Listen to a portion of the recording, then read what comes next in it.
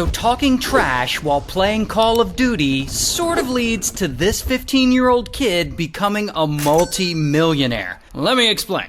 Now his name is Ellis, and this starts when Ellis is 13, living in Irvington, New York, and Ellis is a normal teenager. But one day, around 2016, he's playing Call of Duty Ghosts online. And he's trash-talking the other kids like, I'm doing your mom, or whatever they say. And one of the guys he's talking trash to comes back and says, yo, how's the weather in Irvington? Which is where Ellis lives. And Ellis is like, oh shit, how does this guy suddenly know where I live? Turns out this troll just used a free program to figure out Ellis's IP address. It's not really all that complex. But from here on, Ellis becomes fascinated with this ability to track down people's information online. So for the next few months, he studies this extensively, and he starts learning hacking skills, and he eventually joins an online hacking group. And over time, he learns a skill that's gonna make him a bit of money.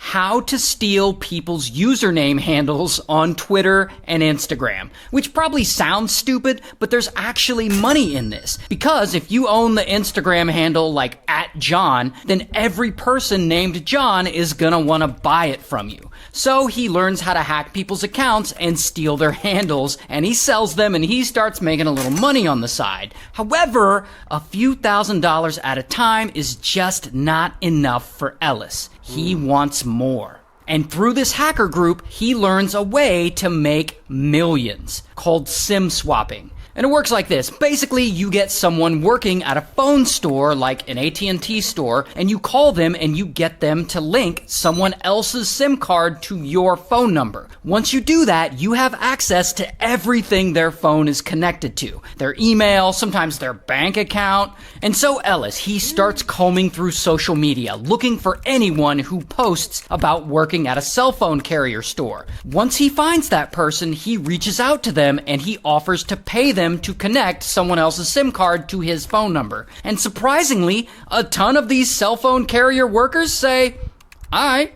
And he does this scam for a while. Then, one day in 2018, Ellis is now 15 years old, and someone from his hacker group reaches out to him and asks him specifically to hack this dude. His name's Turpin. And Turpin is an older rich guy, and he's apparently nearly a billionaire. He has some kind of connection to Match.com or something. So Ellis agrees to hack Turpin. And the next day, he hits up one of his contacts who works at an AT&T phone store in Connecticut, and that contact ports Turpin's SIM card to a phone Ellis can access, and boom, he's in. So he and the other hacker, they start searching through all Turpin's stuff. And that is when they find an email account with a file that holds the keys to a bunch of crypto wallets. Then Ellis and the other hacker, they start opening up these wallets and they unlock one that has roughly $24 million worth of crypto in it. $24 million. Fucking jackpot. And so, boom, they steal all this crypto. Then they quickly recruit a bunch of their other hacker friends to start selling it off. It's unfortunate because the thing is, if they steal out of your wallet, because crypto is untraceable, it's like, can't trace it. Some guy robbed Mr. B's house and he stole like computers and things like that and left and Mr. B's flash drive with all his crypto was literally right next to the computer and he didn't touch it. If they would have just taken that flash drive, it probably has millions upon millions of dollars. And Mr. Beast was like, oh my god. Fuck the computers, bro. Off and exchanging it in order to launder it. One of those guys they recruit to help them is this guy, Nick. And Nick's around 21 years old, and he's a party guy. He's kind of a turd himself. But he does help launder the money, and he makes sure to keep around $1 million of that money for himself. Because, he's just that kind of guy.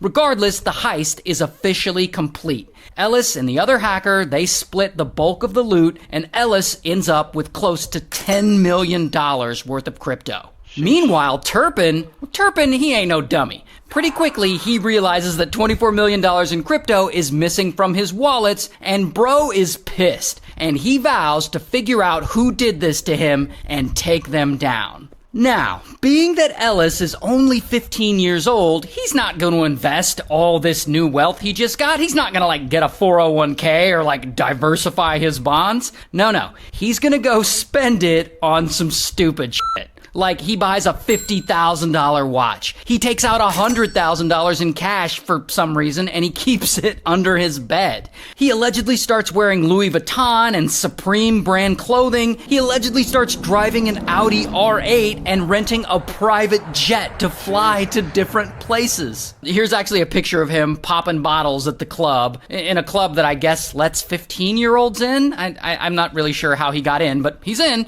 Regardless, he's having fun. And $10 million is a lot of money, and even though he stole it, to his credit, he's pretty sure that this was his last score.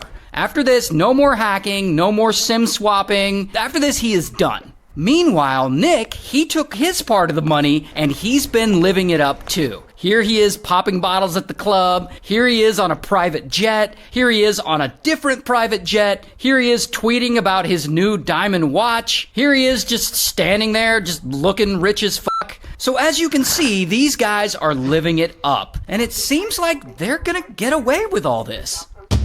Until Nick screws it all up. See, bro isn't the most covert person in the world when it comes to keeping his crimes a secret. Here he is tweeting, just a reminder that I SIM swapped my own dad. And here he tweets, stole 24 million, but can't keep a friend. And here, stole 24 million, but can't stay away from drugs. Stole 24 million, still a failure in the eyes of the world. Stole 24 million, still can't stop stealing. Yeah, bro really needs to stop tweeting. Not to mention, Nick has no real job, yet he appears to the outside world to live this lavish lifestyle. And people around him definitely start to notice this, damn, how's he getting all this money? And so eventually, he gets on the radar of a federal task force, whose job it is to investigate these kinds of crimes. And so they start investigating him for a different $1 million SIM swapping heist, and bam, they arrest him.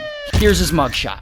And because they're investigating him for this, they search his iCloud backup file, and through this, they connect him to the $24 million in crypto that he and Ellis stole from Turpin. Now, from here, I don't know if Nick flips on Ellis. I mean, he probably does. I actually don't think they were very close friends in real life. I think they're just two hackers who happen to know each other. But what I do know is that somehow Turpin, the older rich guy, he learns that Ellis was one of the ones who stole all this money from him, and he definitely isn't gonna let that slide. So a few months later, Ellis's mom randomly gets an email, and it's from Turpin's lawyer. And it's all about the crypto heist, and it accuses her son Ellis of being the mastermind behind it, and he's threatening to sue. And so Ellis's mom, she goes to Ellis, and they get a lawyer, and they come up with a plan for Ellis to cooperate. So Ellis, he ends up cooperating with the feds, and he pleads guilty to embezzlement to try and get a lesser charge. He also tries to settle things with Turpin. He gives back everything he got from the heist, 562 Bitcoin, the $50,000 watch, the $100,000 in cash that he kept under his bed. But,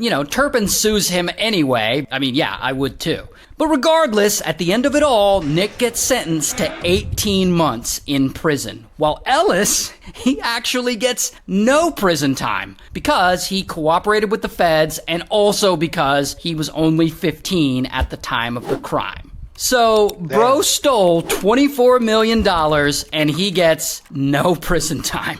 Lucky bastard. Holy shit. Lucky bastard indeed, bro. That's crazy talk. I mean, fuck it. I'll take it. Shit. If I was him, sheesh. Just consider yourself lucky and move on. Remember?